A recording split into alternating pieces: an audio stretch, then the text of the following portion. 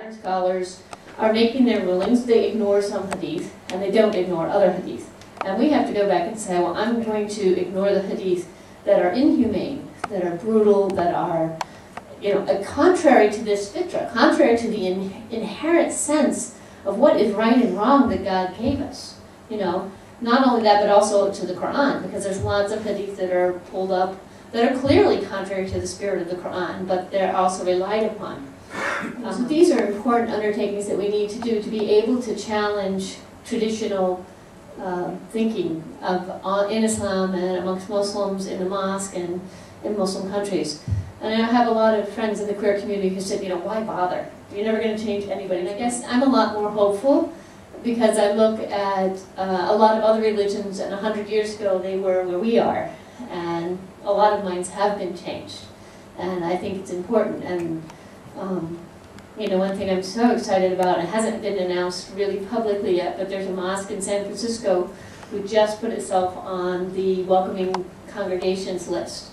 And I know that one of their members is in our organization, and he's taken a lot of the stuff that we've talked about, a lot of the work that we've done, and said, hey, look, this is another point of view on these things. And he said, yeah, I want to be a welcoming congregation. We want people to know that anybody is welcome in our mosque, which is a huge step. This is just a big mosque in downtown San Francisco, Sunni mosque. So it does have real impacts, and my hope is, 50, 100 years from now, we'll be looking back on ourselves, or our children and our grandchildren will be looking back on ourselves and saying, wow, they made a real difference.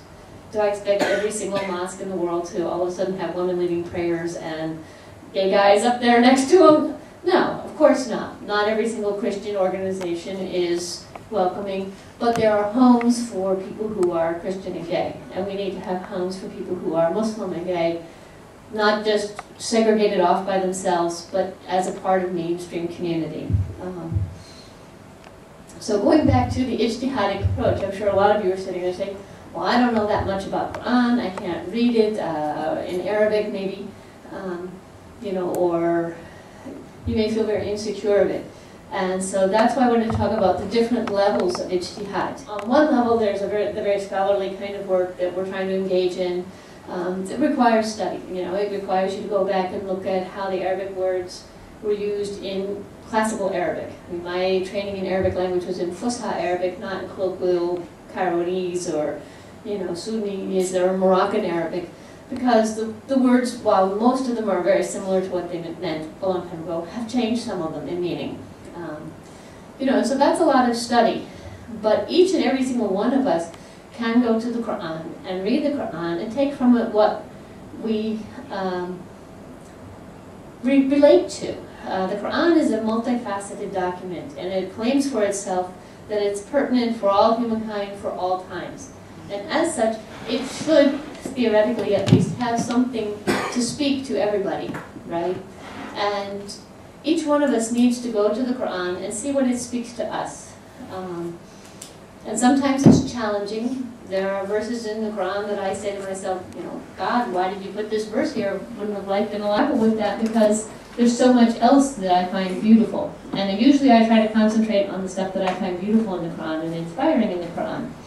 My encouragement is to go to the Quran and to do just what the Quran tells you to do. Read it, think about it, observe your surroundings. The Quran is forever telling us to think, to ponder, to look around us at nature, at human society, and to learn what we come from that, and to bring that back to the Quran as well.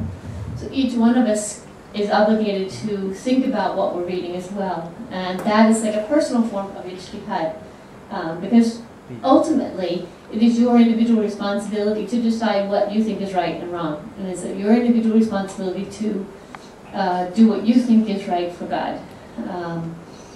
Or for your own spirituality, and I want to try and be sensitive, and different people may relate to God differently. Your way of relating to the divine needs to be germane and true to yourself, and you can't do that unless you are engaged with the text. So that's kind of a personal ijtihad that everyone needs to try and do.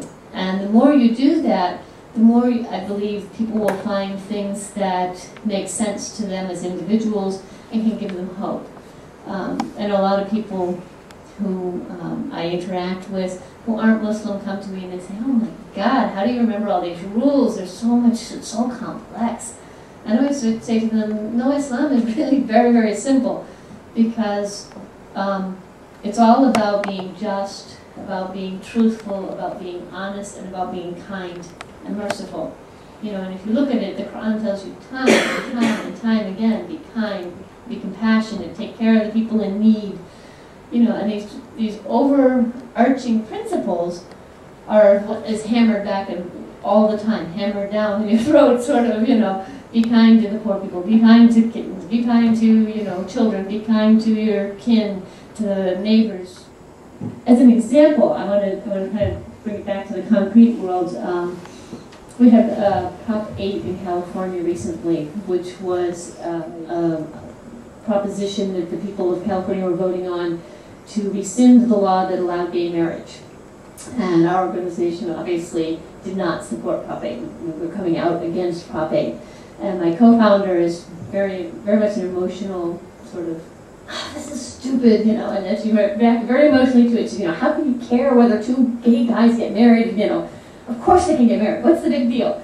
And I said, okay, this is a good approach on one level, you know, and it works. And it's an important level because we have to connect on a human level with people and say, you know, I feel your pain at not being allowed to be with the person you want to be with, and, you know, that if they end up in the hospital, I can waltz into my ex-husband, you know, into his hotel, his hospital room, and no one even questions me. You know, they say, are you his spouse? Yeah, okay, you can go on in, you know, but that's not the same for lesbian couples or gay couples. And they go in and they have a lot of hassle often. And I can share that pain on a very emotional, human level.